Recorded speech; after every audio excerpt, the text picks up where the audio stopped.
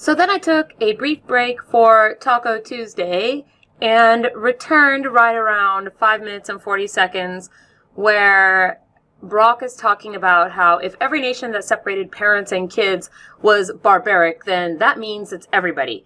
Because, of course, in due process, if a parent of a child is breaking the law and gets arrested for it, the parent will go to jail, and then that leaves this unsupervised child. Then what happens, right? Of course, in the American system, and if these are citizens that we're talking about, then the children will go into care facilities and be, of course, given foster homes, etc.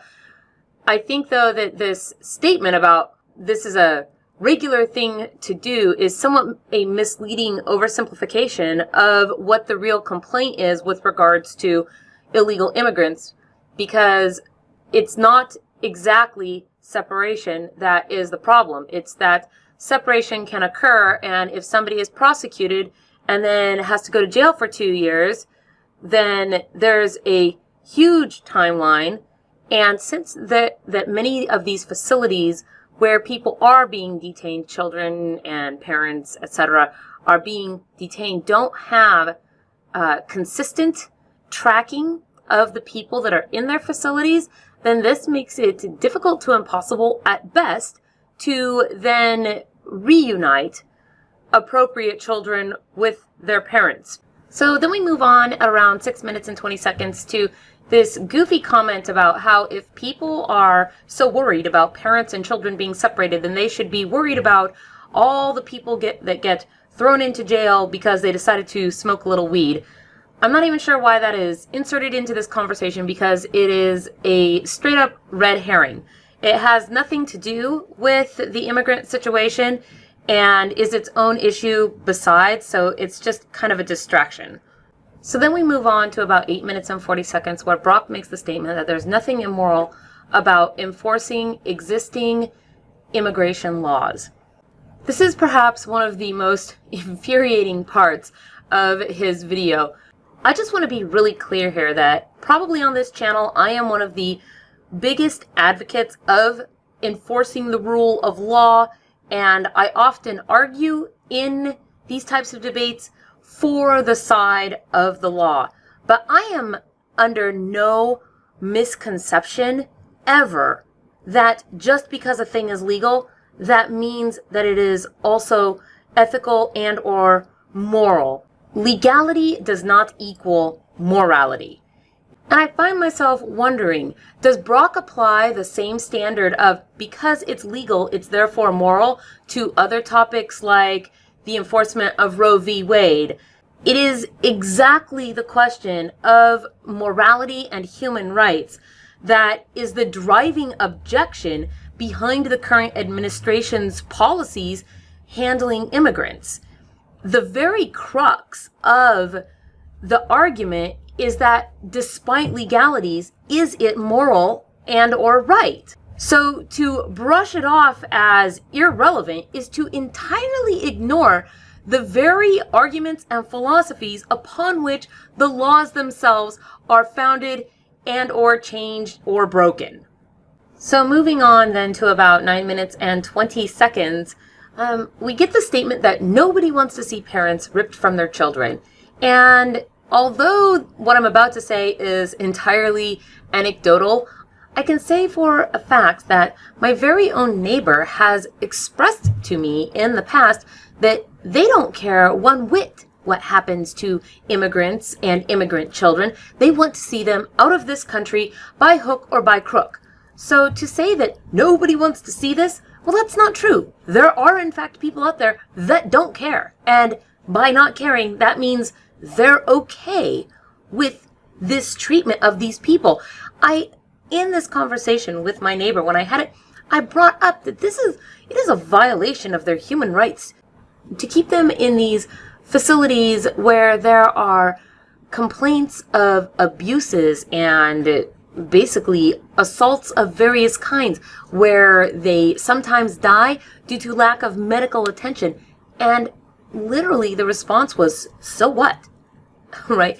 I found that very shocking to hear coming from somebody But I'm pretty sure that my neighbor is not the one sole person in 350 million Americans that has that opinion. And I want to speak to this on a little bit of a different topic, nothing that Brock touched on that I can think of in his video, but something that occurs to me. I do not have, I guess you could say, a shiny, happy feeling about the things that may go on in these centers. I don't believe that illegals are detained and that there are no violations, that there are no assaults that occur to both men and women, that there is no neglect, that there is no abuse of power by the guards or the people who are keeping them. There's no way that you can convince me that in that large of a population, it doesn't happen. And anybody who thinks that, oh my God, how could humans nobody would do something so terrible, you're wrong. Go and read the prison Stanford experiment if you don't know what I'm talking about. It was a 2-week experiment in which college students volunteered to, some of them be prisoners, some of be the prison guards. It took 1 week of these students being in these affected roles that they were given before the students who were in the position of being the guards just completely started tormenting those students who were the captives in the situation. And the students who were the captives radically fast became very demoralized and just submitted themselves to whatever it was that they were being put through. It's a very chilling read if you've never heard of it, and I would really suggest looking into it because humans devolve very quickly into being absolutely cruel to one another. So I'm hard-pressed to think that everything is just pristine and above the boards in its operations in these detention facilities. These are illegal immigrants who don't have any protections or rights under our Constitution.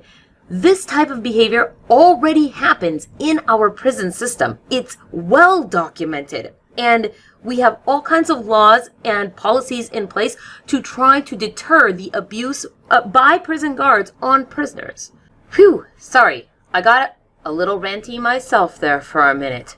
So the last thing we hear is at about 11 minutes where we get posed this kind of rhetorical question of, are the American people supposed to inherit the economic issues of other countries by virtue of bringing the immigrants from those countries into here, and then those immigrants presumably implementing their own systems into our country? So, of course, the answer to that is no, Americans aren't supposed to inherit the economic issues of other countries. But neither is America supposed to toss human rights by the wayside and forego due process while we are not inheriting those things. Lockean philosophy is one of the most fundamental philosophies that underpins the basis of this entire country. John Locke was an Enlightenment philosopher and largely on the topic of liberalism. And one of the most fundamental aspects of libertarian philosophy is that we all have inalienable human rights by virtue of our own existence. If you even remotely believe in your own rights as an American citizen and human being, then you must of necessity believe that all humans have these same fundamental rights, because that's how we get those rights as Americans, not because the government gives them to us, but because our government was founded on determining that those were rights that we already had.